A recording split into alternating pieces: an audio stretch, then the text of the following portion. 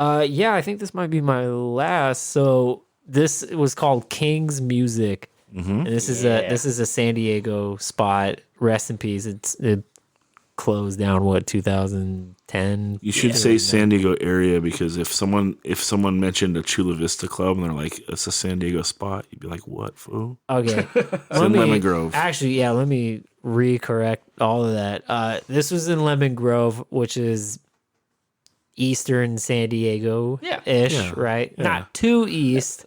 It's like the edge of East County. Meets Yeah, what San is it? Diego. It's like from downtown on the 94 to Lemon Grove, was that like 10 minutes, 15 minutes? All right. And it was great because you got off on the exit and there was like a trolley stop right there, literally with the lemon from Lemon Grove right there. And it was like an old music store. I'm spacing on the name. It was King's. It was just King's Music. Yeah. I'm fucking dumb. Okay, word. So it's called King's Music.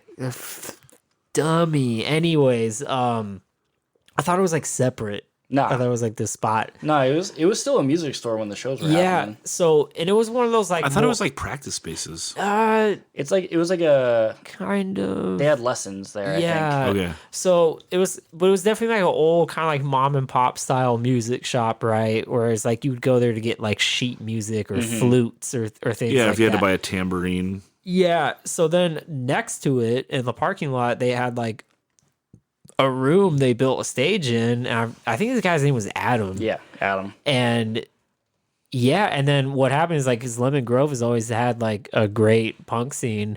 Like they started playing shows in there, and the Lemon Grove punk scene was just great because it was always like energetic and youthful and like ready to rage. Well, the PSO guys then And- were like, what, 14? Well, Because remember, it was yeah, like it was called Jack Jackrabbits. Rabbits. the Jackrabbits. So PSO, which is Pool Spa Operators from Lemon Grove, which is a skate punk band. Their previous band was called Jack Rabbits, and they were literally on like some crippled youth. Like they were Yeah, like 11, 12 years old. babies, right? yeah. And I remember, yeah, they started playing in there, and it was great because it was like perfect stage height. Yeah, that stage was like a foot Yeah, off the ground. they mic'd the dude. Adam actually mic'd you, and you could really like nuts the butts like 200 maybe. Yeah. there. If they really if they- packed if it. they fucking fire packed. marshaled it, they'd say it's like 85. Yeah, if so that, I would Yeah. say like 50. you already know the vibe, and it was great because like that area by the trolley stop in Lemon Grove is like a little rugged, so it's got a good amount of characters. Yeah. There's a trailer park right next to the spot. I think you're one more trolley spot away from like the real characters. Yeah, so and it was perfect. So it's like right off the freeway. So it's like The freeway access was yeah, perfect. Yeah. no one's gonna complain about this spot, right? So you could get away, and people did get away with anything. I mean, it's like you could have a gang fight in the parking lot, no one's gonna know. You could have like 15-year-olds drinking 40s, no one's gonna say anything. And then they had, I think, Old Man King himself. Yeah. He had this dude named Sherman. It's like Oh, the dude who would just like clean up and shit. older white dude. There's definitely, like probably got clean, but like substance abuse history, right? So just a fucking like character. And he kind of like oversaw everything. And then you had kind of this dude, Adam, like kind of like this like short, nice, like hipster dude doing Yeah. the sound. So I mean, like Sherman was kind of just some like tweaker shit. He was just like, yeah, this is fucking great. Yeah, go nuts. And so I remember like Cold Stare played there with like a bunch of local bands from there, and then that's how like we kind of found out about the place. And like I beat up a kid because he tried to punch Cusano, and then like it turned into this whole thing. Cold Stare is Greg's band that we don't talk about on the podcast And enough. we should never talk about it. But anyways, that's kind of like the first time our scenes kind of like met, and then Zach from Jack Rabbits, which turned into PSO at the time, they're like, yeah, let's start booking shows. So, and that's kind of right when Chula Vista like my era was like there's a lot of bands. No, this is like is so integral to the story of San Diego hardcore because I don't know what year was that. This was all like 2007, 2008, 2009. Okay, so it was like right when I moved. It was close to when I moved down here. I moved down in like 06. But I had an outside perspective on San Diego for a long time. I've been coming down here since like 97. But yeah, it was very integral because it was when Take Offense was finding their sound.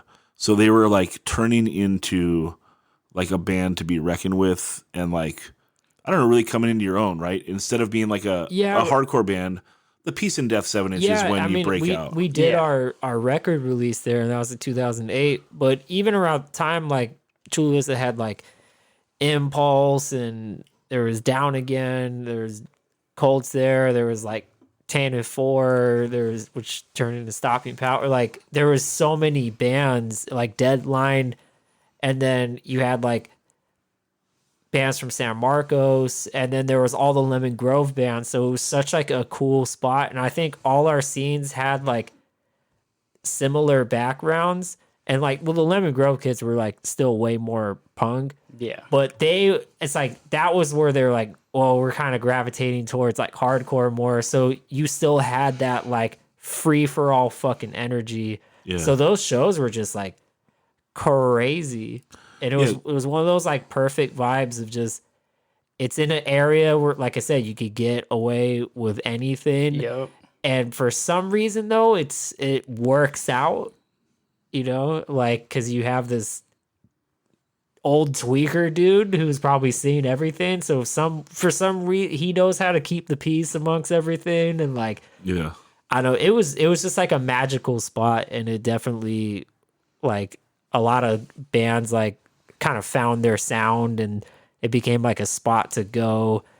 And well, it was so crucial to getting Lemon Grove going because you know, once Take Offense started turning into a touring band, and you weren't like really around to like put on the shows and so forth, like there was a little bit of a baton pass, I think, to like Lemon Grove taking over and like carrying a brunt of the scene, because you had, you know, Jackrabbits, which was like the young kids that turned into PSO, and Zach got older, and Zach was the guy, and still is the guy, his credit, like had the organizational skills and the drive to find places and talk to people and not do that whole like, oh, can I play a show here? Yeah. Like actually like talk to the people that ran the space.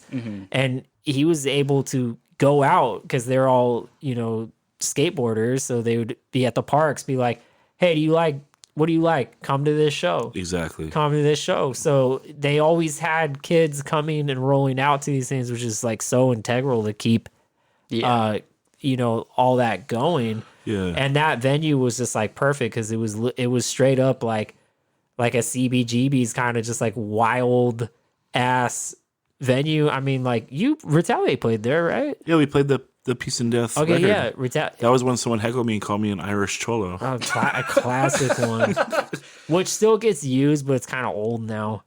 Well, that's an old joke. It was over 10 years old. It's now, classic. Right? It got me, dude. Yeah, I was fucking good. LOL'd. Was that Goose? If it wasn't Goose, it was Vince. Yeah. You know? So. Fuck. Yeah, so just one of those, it's just a star that it was burning bright. Well, of course, it was going to go out, you know, because the whole place actually got demolished, and now it's a bunch of condos. Yeah, some like bougie ass condos. Yeah, of course. So yeah, there's still a Harbor Freight right there though. So shout out to @Harbor Frank on Instagram. Yo, and I remember one of the craziest, like kind of like before our scenes kind of merged or camps kind of merged, like there was a scuffle between some like Chula guys and some like San Marcos dudes, right? I won't name names or anything, but now everyone's like cool and friends, right? Yeah. But just their dude butted head with our dude, and you know it broke out into this like big melee. And in the middle of like the parking lot is this huge ass fight, and that dude Sherman just like goes and fucking drives his van like into the middle. Middle of the fight breaks out, and he just opens the van. He's just like, "Y'all gotta stop!" And everyone's just like, "Oh, what the fuck?" Yeah. So it's just 100% something he would have done. Yeah, it was just sure. like the right amount of like craziness. It was cool. And then you hired Randy to be in Take Offense. Yeah. No. Sick. All right, Danny, you got how many more do you have? I don't know, like 1.5, because I only went to one of these places once, but it was sick. Cool. So moving up to Pomona, where I lived for a good chunk of time, Aladdin Jr., sick ass spot. Is it still called Aladdin's? Nah, it is PBW, like pizza, beer, and wings. Oh, is what it's transitioned to. But not a bad combo. No. Yeah, Aladdin Jr. was a Mediterranean food restaurant, and they had this side room that they so graciously let I played there. Nate, myself, and like a couple other people book shows at for years. That place was awesome. Yeah, it was great. I think we played there with Nails. Yeah, that sounds right. Okay. Well, that's such a great spot because you have the wall barrier and they sell food. So it's like you can have the all ages show and then people can get beer or drink, which is like it's like Jerry's Pizza, but the room is adjacent instead of underneath. Yeah. So that is such like a huge winning combo because that discourages so many people from like, well, I want to have a beer. I'm not going to be like up front. Yeah. Mm-hmm. I just want to post in the back, which like that's cool. Mm-hmm. So if you can cater to both, that's perfect. Anyone that pays at the door is cool. This is true. The real heroes of the scene are the people that show up and pay at the door. Yeah. Yeah. Unspoken. They don't get enough love. Huh? Fuck no. It's like everyone's like, yeah, participate, do a zine. It's like, you should do a show too. Let's go to shows. Pay the fucking $8. Yeah, or $10. And when someone in your like crew bitches about it, then like say $8 is really reasonable. In fact, they should charge 10 so some guy doesn't have to go to the bank and get a stack of ones. Actually, I think at this point there needs to be, and we've run into this now because everyone's like, do you have Venmo? Do you have Cash App? Do you have all these apps? Like, you should just fucking, if you're at the door, just be like, yeah, here, like, send me this Cash App or like a card. And then you can what just, gets hard with that though is paying bands at the end of the night because people they want cash. True. Like, you don't want to get. Yeah, but you just got to have a fund. Yeah. Yeah. So. Well, it kind of worked. Honestly, it kind of worked out for us on our last tour because I got Venmo'd like guarantee shit, and then I just Venmo'd it to the rest of the band, and they didn't.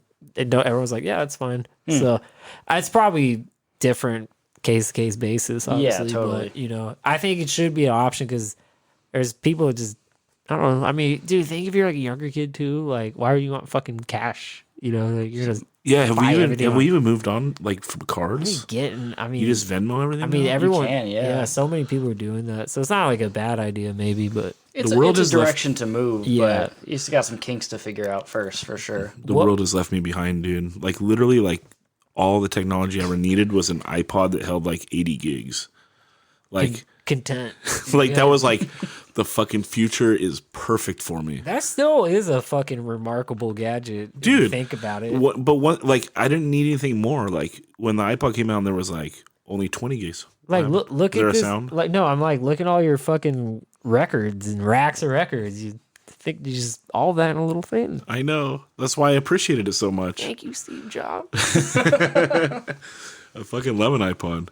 Yeah, dude, I got a sick collection. What was for Aladdin's? Well, because did it switch differently when each food place came in, or was it always like the same landlord or like property management thing that you had to go through? For shows, we just went through whoever was like running the place. Okay. So I never booked when it was PBW because I had moved back to San Diego by then, but when it was Aladdin, like there was one dude who I'd work through. Yeah. Well, that's got to be a no-brainer for them. They're like, yeah, sure, I'll sell how much extra to people that probably wouldn't be here. But that's such a like popping area though in Little Pomona. Like it is especially now. But like when we like were starting to do shows there, like Pomona wasn't as like revitalized or gentrified as it is now for sure. But that place has always had like that's the area you think of Pomona for going to shows. No, if you've ever been there, because the Glass House is right there. Yeah, it's the other end. And then, of the block. Oh yeah, how crazy is that? And then right even down the corner, it's right there. And then I also saw like some band. It was like Life's Hall and The Oath. They played like across the street somewhere. Oh, yes, like, Yesteryears. Maybe.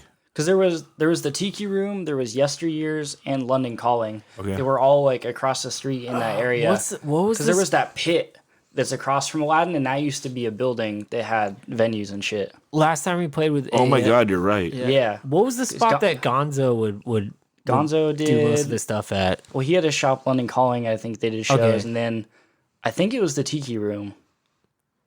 Was that the Tiki Room? Was more like a sports?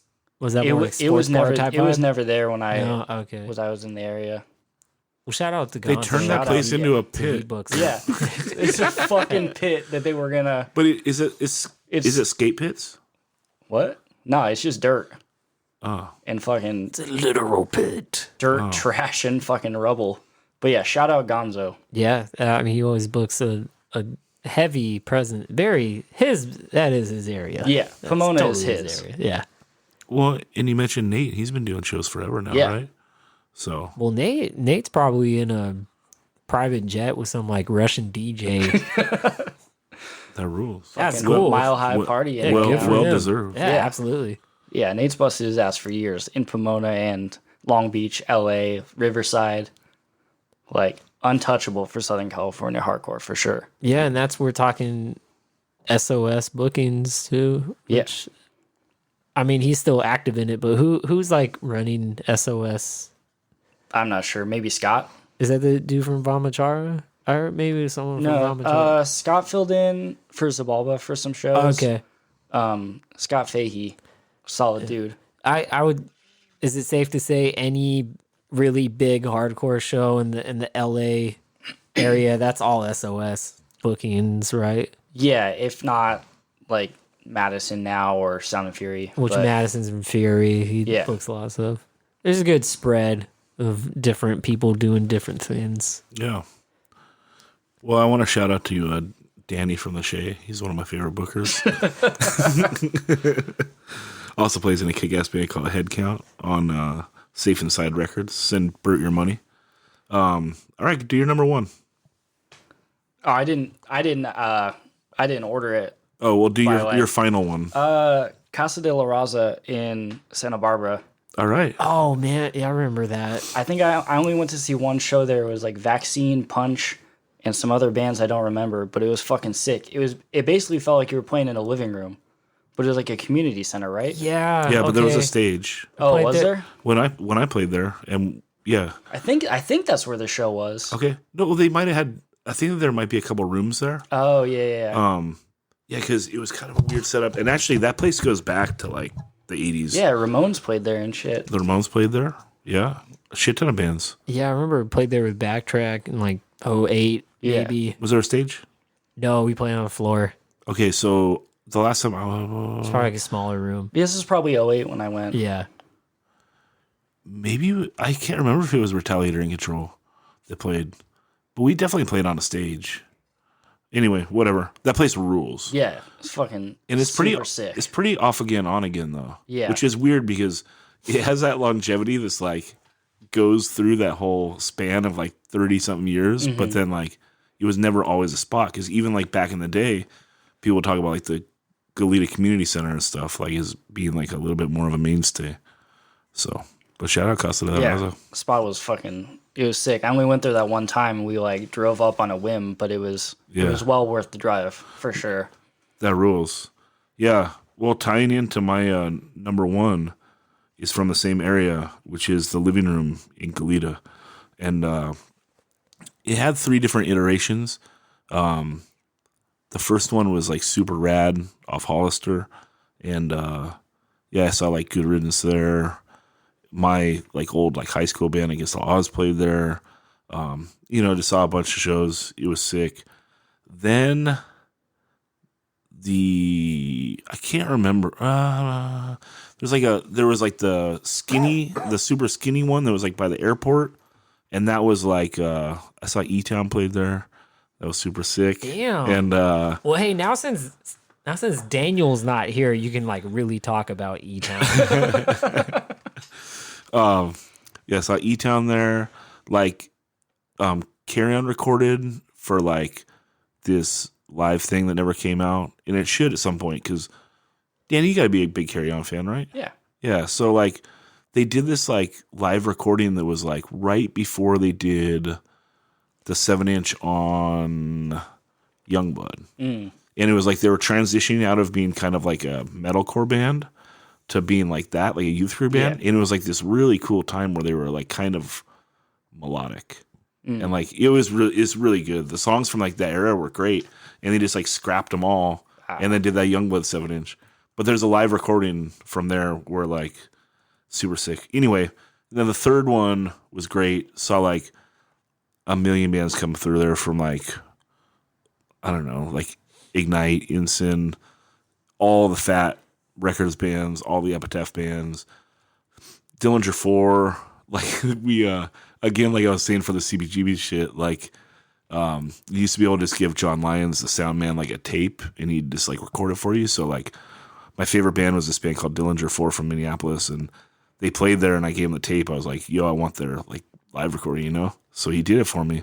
And it was so funny when we listened back to it, like them like, you know, kind of like talking to each other and shit. Cause we were heckling them because we wanted to hear this song off like their first LP is like actually just like all their 7-inches put together and shit. And they have this song on it. It was my favorite song of the time. And it starts with a bass going dun dun dun dun dun dun dun dun dun dun. But they're like one of those bands that has like, you know, all the song titles, they don't make sense. It's like, oh, I shit in the bathtub. Or like, you know, that kind of shit. And so like, we don't know the song titles, but we wanted to hear that song. So like, there was like 10 of us up front, like the whole fucking set going dun dun dun dun dun dun. And finally they're like, okay, fuck it, we'll play it. And they couldn't even like remember it like that good. So, but they still tried because they were getting heckled. Like they had to play it. They had to give you a taste. Yeah, and so like even like I think he can remember like where it was, and like so he was singing that part, and then like the singer's coming in. And it might have just been that like he grew, like he didn't have as naturally high of a voice anymore. Like he was in on the wrong key, literally, you know. And like because he's singing the second verse, and you just hear him like when we were listening to the tape later, he just stopped singing. He goes, this fucking hurts. We heard that. We were like listening to Ryan's Garage just fucking on the floor. Dude, pulling an old B track that you haven't even done since you recorded it. Yeah. I mean, dude, props for them to even fucking entertain the idea of doing that for you. It's why they're like, they have like the name, you know, like they're a band that people like ride for now. Yeah. You know, and then like, you know, they played and there was probably only, I don't know, 75 people there to see Dillinger 4 and Leatherface. And like now those are bands that like people fucking kill to see. But, and I saw D4 about a year ago. They were still fucking amazing. I love them. So, The Living Room, number 1. And shout out to John Lyons, trying to get him on the pod. Nothing but love for him. And want to get him on so I can get the whole history of The Living Room. And that's that. I got a ton of honorable mentions. Yeah, I got like Ojai Women's Club. Very hard to not have it in there. That was fucking insane. A lot of bands always heard did of really shows good there. Never went there. Yeah. Any video I've seen from there looked fucking sick. Yeah, it's amazing. And a lot of the bands came through, and that was like when it was an amazing time when like that could be the circuit of like, you know, if you have Ojai Women's Club, PCH, and then like Shay. Yeah. It's like, holy fuck, this is awesome. Yeah, that's a solid weekend for sure. Yeah. And it's like, I don't know, it's like all the venues are like DIY-ish and super sick. What was the spot that 09 Sound of Fury happened in the Nard? The big roller rink? Yeah, Skate Palace. Yeah, which I mean, that's got to be.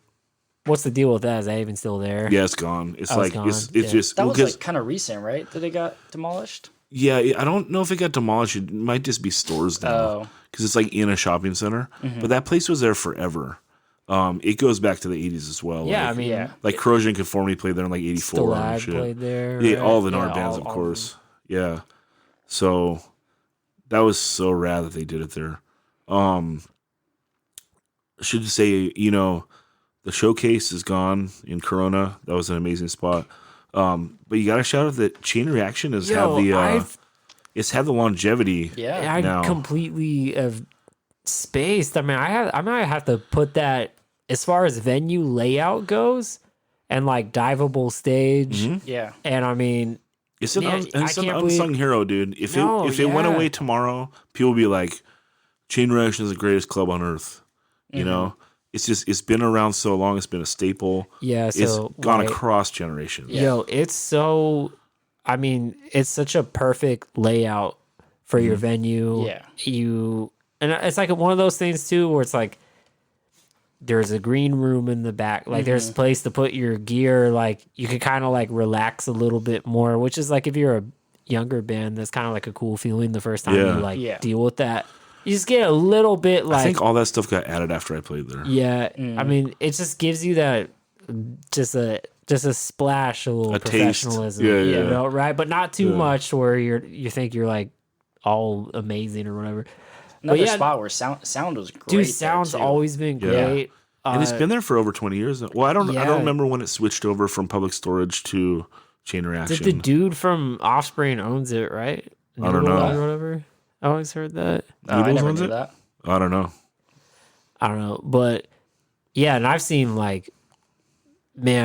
some just amazing shows there. I mean, I think one of the best shows I ever saw there was the last Internal Affairs show. Oh, that was a great show. Dude, it was stacked. Even Pressure opened. Alpha and Omega played second. Violation played third. And then Terror came on, and they were short. Jordan wasn't in there, so they were like, fuck it, let's just play Lowest of the Low all the way through. That was just their set, which was insane. I chipped the top part of my pelvis. I thought I was fucking paralyzed. And then I watched Internal Affairs. I was bummed because I couldn't do anything. I was like, I actually thought, like, because I stage dived and I went actually in between two people and went straight to the floor. My legs were kind of scissored. And then my friend actually fucking drove up. This kid named Francis. Francis came directly and landed right on my hip, and it kind of sandwiched it. Jesus. And I straight up thought I was paralyzed. Like, huge moment of fear. Picking myself up, I'm like, not paralyzed. And I thought, like, I immediately thought I had to shit my pants. So I thought maybe my tailbone's broken, because I heard if you break your tailbone, it feels like you gotta shit yourself. And I was like, that's not the case. And I like walked out of there. So that was like one of my worst injuries, I guess. Yeah. But then I remember watching like Internal Affairs from the set, and I was like, man, Corey's going so fucking hard right now. Yeah, testament to how good live they were. I mean, how many bands could play After Terror when they just do Lowest of the Low? Fuck. Yo, and I keep saying this, but I want their Straight Edge needs an Internal Affairs right now. I think we do. Like, Internal Affairs was so sick because like Straight Edge kids go off to it, put a good amount of the crowd was just like, it was just like an ignorant time, right? But it was still real as fuck. Yeah. And I don't know, like just that type of, I don't know, they just probably, they don't make Corey's anymore, like, so, but I remember just like, it's like the rite of passage to sing along Internal Affairs and get punched by him, Well, he's one of a kind. Yeah. Shout out Corian. And just, I don't know, I wish there was a band like that, talk about like No Fucking Frills right there. So yeah, but I mean, I think you're not gonna find that again. I don't think so.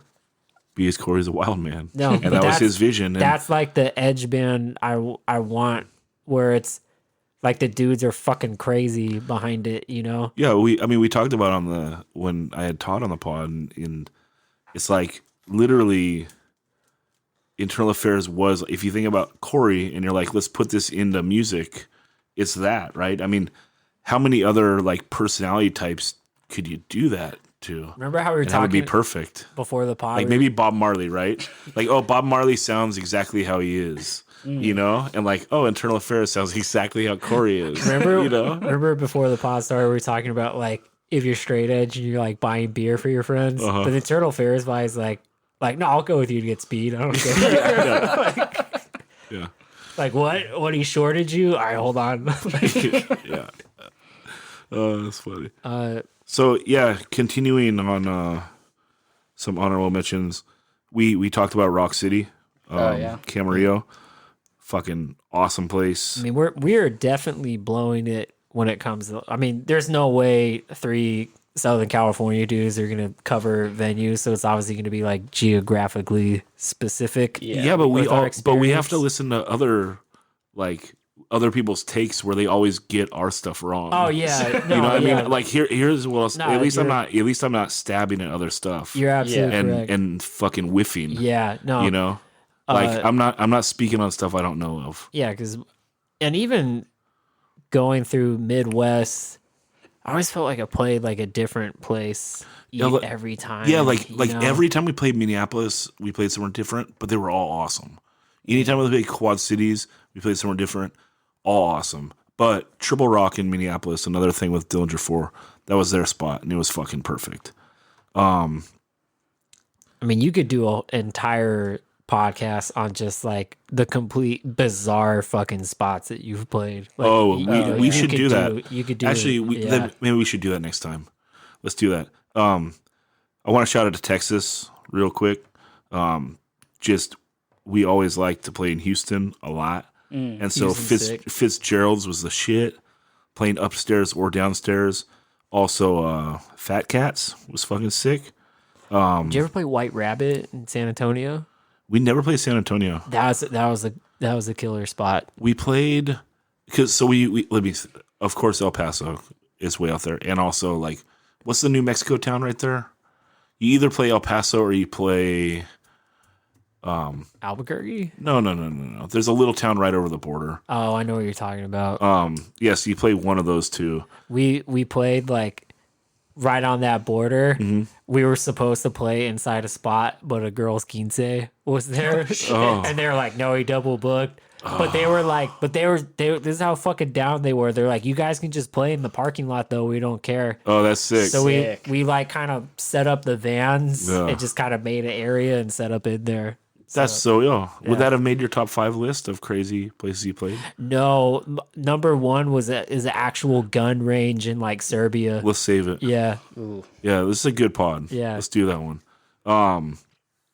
So yeah, those for Texas.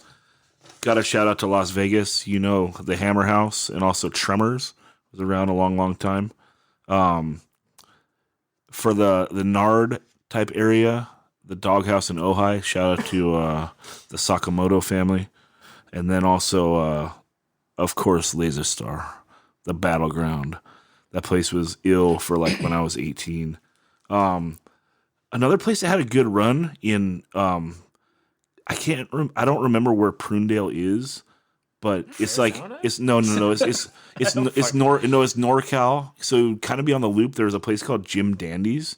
There was like a super rad club that you would play sometimes if you did like a NorCal run. I think they should be mentioned. San Diego, of the older stuff, there used to be a spot called the Empire Club. That was fucking awesome. It was right there in North Park, kind of across the street from where Carl's Jr. is. Okay. Yeah, it's like Belching Beaver. I know that Carl's Jr. Yeah, but it doesn't look like anything like it. Totally. Yeah, and I feel like you entered into the Empire Club from the other side too, like maybe it was through an alley. I can't remember. The Showcase San Diego, the original way it was set up was so sick. When you'd walk in and it would be like the pit was actually in a pit. I feel like it was pretty crazy, and then they busted it wide open because I think I saw AF in '97 or '98 with Ignite there. Saw In My Eyes on like that. Whatever that first Rev type tour thing. What was that? I don't know. It was like a hat. Was that me? It was you? It was like a burp yawn. It was weird. Dude, like fucking stop talking about these clubs that are gone. I'm glad that was like possibly recorded. Yeah, no, I know. Why did I make that noise? It's like, how is Greg gonna do something cooler than the suicidal fucking laugh? Oh, you can just die on us. Yeah, and then they busted out like that area to make it a bigger club, which obviously wasn't a good idea because then it got like out of business. People get greedy. But saw 25 to Life there when they were fucking awesome, and there was like literally. I mean, they're still awesome, right? No. I don't. That was the tour off Strain 3 Unity. They were still like super legit. If I remembered which button it was, I'd hit it. I think it's the blue one, dude. This one? No, the one on the right. This one? Wrong button. Yes, we can't take a chance. But yeah. No, on Strain 3 Unity tour, they were fucking sick. And the drummer, like, there was like 10 dudes like just watching the drummer. Like, this guy's fucking insane. It's World Beat Center now, right? That's what it was. I do not think so because it was down. Okay, so it would be like if you got off. If I'm going the 5 South and I was going to get off at Old Town, yeah, I'd go right. Oh, okay, and then it's in that industrial area over there. Gotcha. Okay. Yeah. That was before my time of going to shows. I think World Beat Center is old also. Yeah. And I never went there. And I've always heard of like the random show getting through there. Okay. So should we do a show there? Didn't the last time Misery played there, they like blew the power as they were starting? No. Oh, well, so what happened at that show was, shout out to the Mizzo, but hell yeah. They got on like, because World Beat Center was doing like whatever, current like rapper, mumble rap kind of stuff. Okay. Forget my boomerness calling it mumble rap, but anyway, yeah, like Misery, like there was like a time period where all those rappers were like, well, let's throw like a band on or whatever, or like a hardcore band or a metal band or whatever.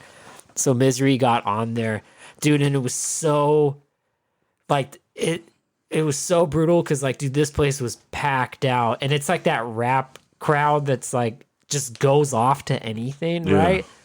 Like their kids were moshing to the DJ playing System of a Down. Like it was primed. It was locked and loaded, right?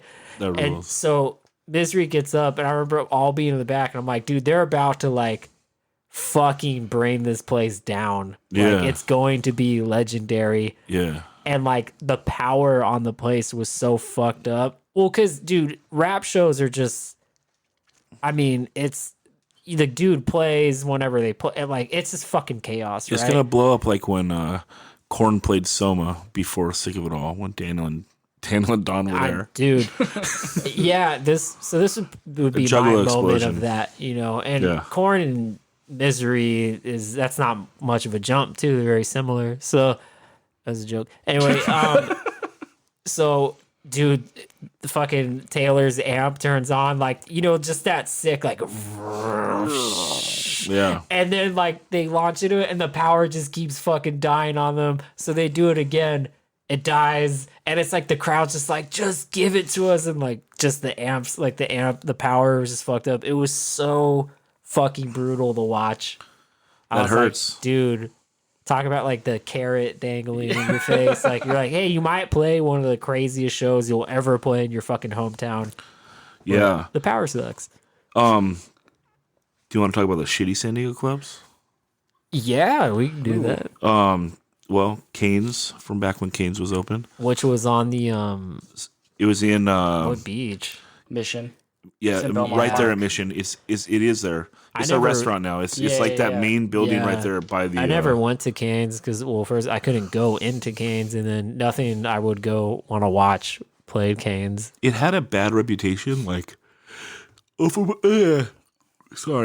My Dead Body wrote a song about it. I don't know what the rep was of it, but it had a bad rep. But I saw Bad Erosion there. It was fucking awesome. I saw Immortal Technique there. It was fucking awesome. Saw Jizza there. It was awesome. Well, I feel like I never had a bad night there. For those type of shows, I think, yeah, those places, it makes sense for like the venue with heavy security and a bar. Like that's the kind of shit you're gonna get. Yeah, but you don't. I guess I never understood the beef because you don't have to play there. Well, you don't want to. I'm sure they were probably just like letting in fucking Woods or whatever, Mm-hmm. They paid the door. Not caring about. Did they complain about the door price? Hey, but does that do you remember how you said shout out to the dudes paying at the door? Yeah. Does that apply to the Woods? Don't bait me, David Diekman. Don't try to bait me. What's your opinion on the Soma? Do you have one?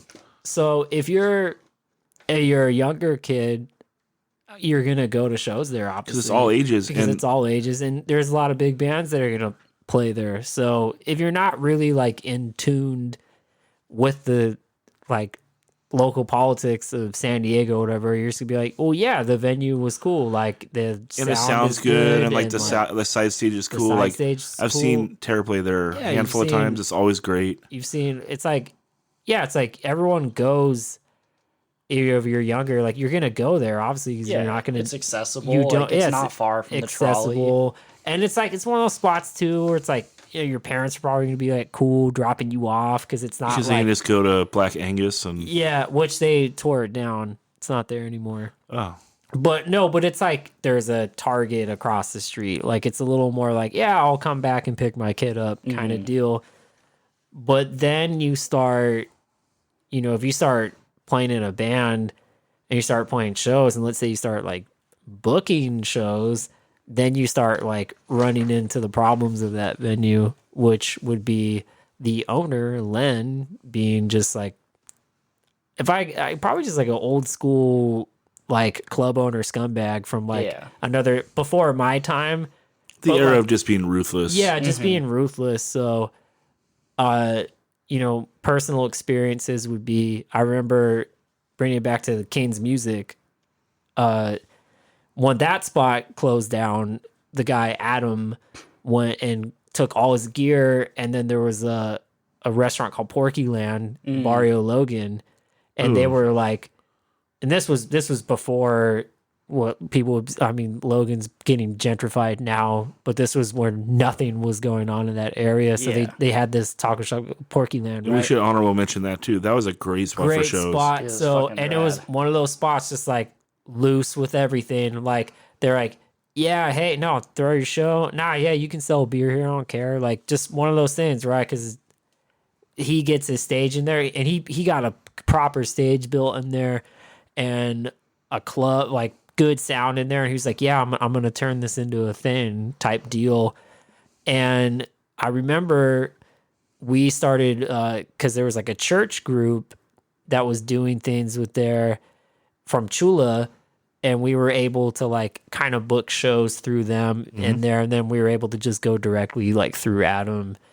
And then I remember I booked the show, and it was like PC Death Squad, maybe. I think that's when we did that In Control 2 song, the intro, and is that what we did the We Are One record release show for Retaliate? Maybe. Would that have been the same show? Yeah. Yeah, probably. And I remember my buddy Ahmad was like running the door, and I'll never forget it. I see the fucking owner of Soma walk in there, and I'm like, what in the fuck? And I go to Ahmad, and I'm like, hey, like, because he just goes in, and I was like running the show, so I was like running back and forth, and I saw him because he's like older, taller, white dude, but you kind of like remember him. He always wears the same shit, and I remember he like did a little walk, and then he left, and I want to tell Ahmad, I was like, dude, did that dude pay? He's like, yeah, he just paid like $8 or whatever, and then dude, like, the next fucking weekend, Fire Marshal right there. So, and it's like, that ain't no coincidence. And I think at that time, like our scene was actually like kind of popping, and we were actually like getting to book like a Trapped Under Ice or bands that might have rolled through there. And then also too, like, did they play there, or they played the other Chula, the youth center? Yeah. And that was the Mac Project, which was like a youth center off 3rd Avenue in Chula. And we started noticing that the shows that we were booking there, you'd always get these like types of kids or like types of crews that were exclusively only going to shows at Soma. So they were like constantly coming down to our shows, and there would just be fights, right? Almost like they were just like coming down to start a fight. So, this is all alleged, but enough people have probably confirmed it. But maybe some certain individuals were getting paid to come down to cause a nuisance. I mean, it's like it's all hearsay, but allegedly. But enough people have kind of like vouched for this, and then a lot of these dudes that used to be like knuckleheads have like kind of like came clean about it as well. You know, and now they're like part of the scene now. Yeah. You know, which you've noticed that. I mean, which, they've de-knuckled. Like, yeah, they've de-knuckled, which is cool. You gotta like give people a chance and let them like, you know, own up for past mistakes if they're like want to do good. Absolutely. But back to that. So like that was actually like, dude, this fucking place is legitimately like going after, you know, places and like going after like our spots. Well, and calling fire marshals. Okay, and well, beyond that, yeah. If you want to give any sort of credence to that rumor that he's basically sending kids to go start fights, he's sending people to be violent with like just whoever, right? Yeah. That's pretty fucked up. Well, it's fucked up, and it was definitely like probably gonna be hard to confirm, but it was just like, dude, there were so many fucking fights to where it was just like, this is fishy. Like, there's always shit popping off here. And then, you know, like we heard enough through the grapevine that I was like, yeah, this is like a thing. And then some of those fools ended up getting like banned from Soma too after like all this went down. And that sucked for the San Diego scene too, because like we like lost the Mac, couldn't do shit there. The Shea was going back and forth with like, you know, problems with the school, PA getting stolen, renovation, all that crap. And then, you know, you're only subject, like you can find maybe like a small house show type thing, but you can't bring like, you know, touring bands in the circuit through. And so, you know, and then I remember like Epicenter kind of closed down. But obviously that place stays open, you know, and then they've completely 182 because they were notorious for having just shithead bouncers. Yeah. You know, like I know like back in the street punk days, they just fucking pull a kid out, fucking beat them in the alley. You know, like there's just big Samoan fools just like just wailing on people. Just like, dude, fucking grown adults just like. Shout out Pika, shout out Maury. But it was just like there was a couple of those bouncer dudes that were like notorious for just being like shitbags, you know, like they were huge, dude, you know, and like they were like full blown like clocking like little ass kids, man. Yeah, it's fucked up. So it always had that reputation, but now like they've really tried to 180 it. It's it's way more friendly now, and like, but dude, they sell beer now. They sell beer. Like, really? Yeah. Oh, then I was like I was really bummed when the Judge Show got moved there. I was like, oh, it's gonna be sorry. Yeah. So it's still. But now it'd been better if you could have bought beer. It's kind so maybe we should say that. Was it just a shitty club because like the Black Angus, like it was like a negative cloud over it? As soon as the Black Angus got torn down, like I think what it is that like Len's like out of the picture now. Is feel he like. now? I don't know. I mean, I'm sure he's like still in it to an extent, but like I feel like it's more younger people and like okay. They're doing like mostly like weird hip hop shows. Yeah, which makes sense because when he was running it, it was this old school dirtbag. Yeah, it was pretty scummy for sure. Yeah. It was the first place I ever played in San Diego. With my band called Voice of Defiance. And that's at the old spot. And I know it has a history here, but then it's like enough, you know, old heads and old guard will tell me like, yeah, that place has always been like there's always sketchy. Been shady it's shit. Always been shifty. Yeah. I know he's probably wanted to fucking shut the Shea down for like I've always heard rumors that he would like call in noise complaints. Probably. On the Shea. That's the and dude. You can't hear shit. But that's that in the fire marshal. But thing. That's the thing. It's like I saw him. No, the fire marshal thing is go to our show, our fucking $8 local hardcore show. Pay, walk in, leave, and then the next weekend there was a fucking fire marshal came out. And I remember that Adam dude was just like, dude, we got fucking zoned. I don't know what happened. Yeah. So it's like that shit's confirmed. So then when you hear about like all the other stuff, why is all these fights breaking out, all these other shows, and it's like yes, dudes, like it's just a form of old school dirtbaggery where you just like greased the palms and told people it's like things that you probably aren't going to run into anymore, but it's definitely from that era of just like sleazeball club owner shit. Oh, so, yeah. you know, How about the jumping turtle in San Marcos? you're gonna have to get some North County alum on that one. That was a good one. Easiest venue to sneak into, I will say though. I had never had any trouble sneaking into that place. We played there 2 times and the show seemed cool. The shows were awesome. Did you play when it was Retaliate and Vendetta? Yeah, remember that show ripped. Hey, remember that like there was like just this faded ass like old woman up in the front and Vaguely. Okay. There was something crazy happening. no, because it was like funny. Like you let her like fucking I let her talk. you let her talk about something. She talked about like her dead husband and Okay. just like bummed everybody out. And then I think you played like World in Shambles or whatever. Yeah, you were like this like this goes down. People should be having fucking kids. It was perfect too. That show fucking ruled. Yeah, because that turtle was such like and that was like another one of those like. You just had like such a mix of fucking because it was like just regular bar folk too, right? Yeah, like I just want to watch the game.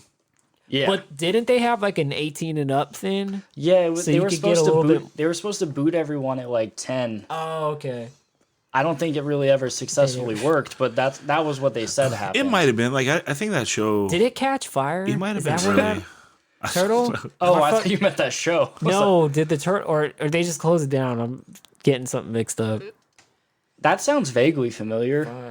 I didn't go up to North County enough to like know too much. But if we're going to like weird North County venues like Metaphor Cafe, That's a good one. Never even heard of it. I always know if I would heard call it a I always good heard one. of it, but I never played there. it was scummy. Like Yeah. punks ran it. Like it was a restaurant too. You could order food, but yeah, it was like a pirate punks venue. It was cool.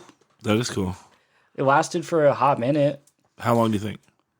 5-6 years. Dude, that's a good run. For like And for, DIY for years. punk run, yeah, we're fucking talking Yeah. 2 decades. Exactly. I think we should shout out one last thing, which is program going on in that's in Fullerton. Fullerton. Yeah, Yeah, the skate shop. Yeah, Yeah, you and got they're going like full they go bore. hard. Like every week I'm seeing like Instagram photos from there, and you know I'm not trying to drive to Orange County for shows really, but No, but you it's fucking gotta- sick. They're having every like all Yeah. types of bands play, and it You just you have to give anyone that's running a business yeah.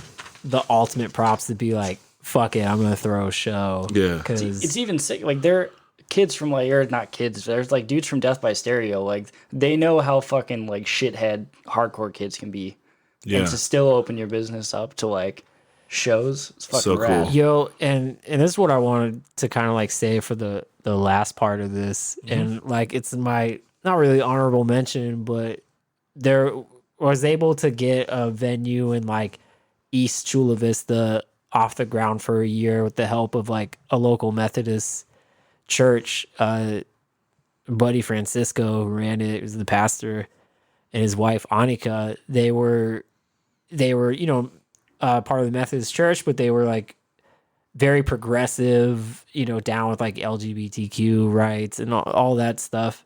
And they were like, hey, we have a place, our church uses this room like once a week, but we could do a venue here. And, your experience with What's like, that place called? That place ruled. it's called The Industry. Yeah. And so, with your experience with like the church thing, because we've all played like churches where it's like, okay, they're just going to like do their moments of like in between sets doing the preaching stuff. And like, that can kind of be a bummer, but it's also you're in their house, so you put up with it. And, whatever your views are with like organized religion or whatever, you can run into conflicts with that. But they were like just really down for just like they just looked at it as like a community thing. Like we need to make something for the community. And that's why we both kind of like felt each other out and we established like a good bond. And I was like, all right, so they got a bigger room and I was like, we could do something here.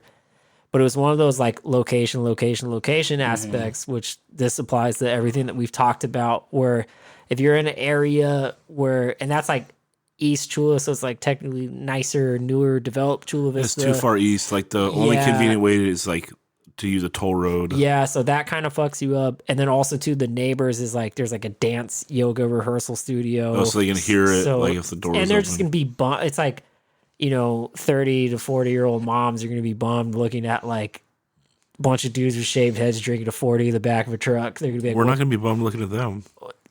True, but they're going to be mad fucking bummed looking at you because you're like, what the fuck is this, right? We're way more accepting. Yeah, we really are actually. But so it was one of those, like, the area itself wasn't good, but the size.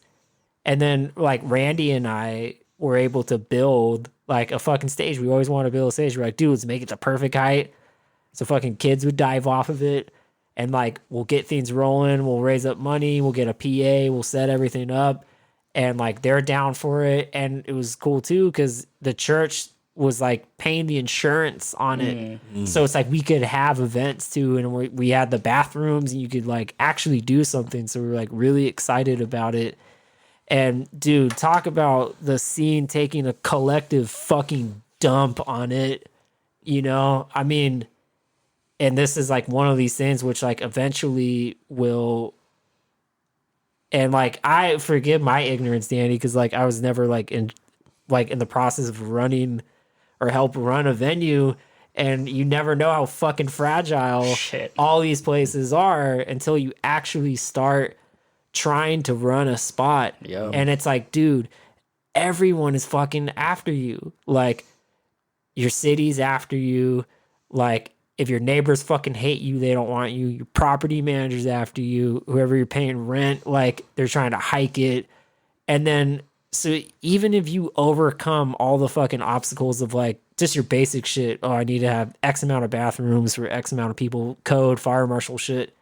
Dude, and I say this, like, your number one enemy is the fucking scene itself.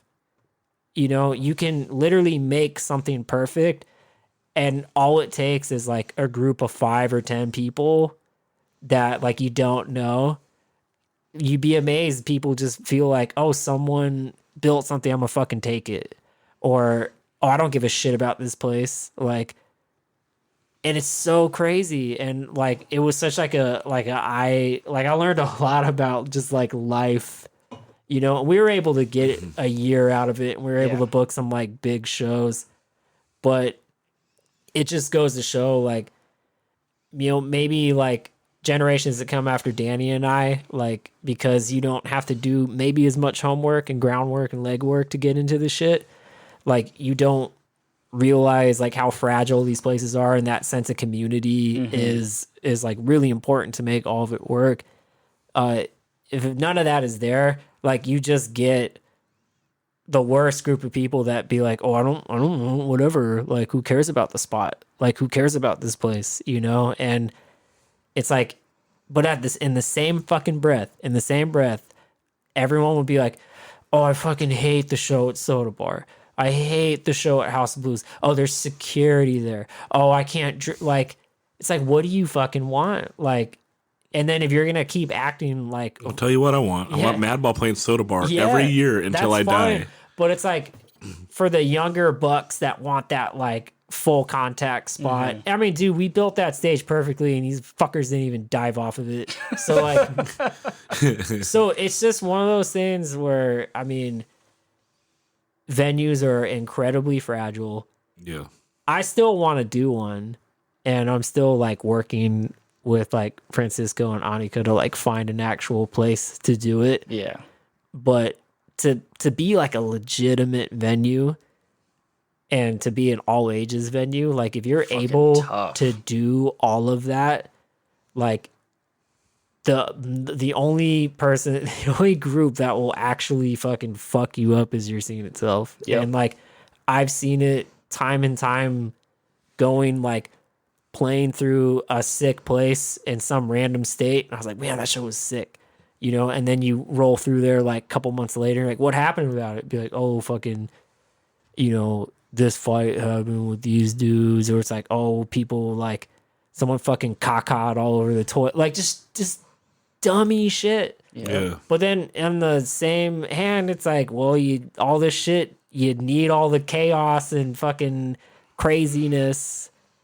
But I just wish, if you do, and it's like, obviously when you're older, you'll have the mindset, but when you're younger, you're like, I don't fucking care. Like, I want to light this place on fire. Yeah. So it's the worst. And I remember having to like kind of deal with like younger versions of myself. Well, that's just like, which is the biggest like loop around life thing about that's the all funniest this. thing when you start to feel old, like in hardcore, when like someone on Mosh call like, "Let's fucking tear this place to the ground." You're like, wait, no, please, no, like, no, dude. So I have that fear whenever someone's like, "Get in the rafters" at Che. I'm like, God damn it, I'm climbing. Yeah, it's fucking Greg every 9 times out of 10. Yeah, but at least Greg only weighs $130. Yeah, so I'm good. And Aaron made sure those were fortified. That's true. So yeah, he used like probably some strong ties up there. He's coated. It's coated. It's fine. Yeah, I'll stop. Danny. I won't hang from the rafters. You don't got to worry about him. Thanks, Zach. Plucking down. But hey, while I'm saying this, like the other band in Route of Correction, we got asked to play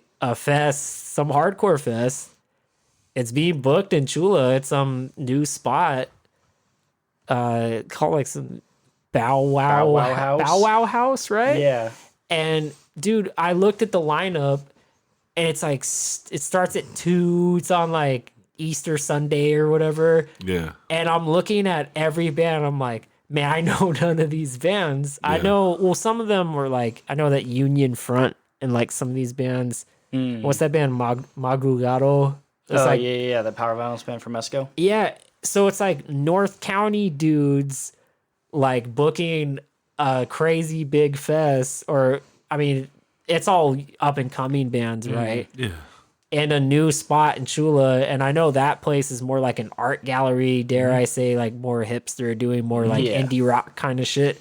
But they got it in, and like I think it's some gal that works there. She's like, "Yeah, you can book this whole thing." Yeah. So they came to a meeting at Che. They seem pretty. Yeah. So then just like getting hit up that, and it's just like, oh hey, guess what? Like there's like a fest being booked in your city you made your bones in. You don't know any fucking band. I mean, it's cool they want us to play. Hardcore is nature, right? Yeah, it's like crazy. You're just gonna get eaten by a young fucking tiger. And it definitely always needs to be that way. Yes. Because you got to have like, it's good to have that young heads are just gonna be like, I'm fucking gonna do this thing. I'm watching all these videos, like I want to do that. So and you need them to do it. And it'll keep you humble too. It does. Yeah. That shit humbled the fuck out of me. I was like, damn. One of those pods when you're like, yeah, there's a lot of kids that are like, I ain't listening to any band like over 30.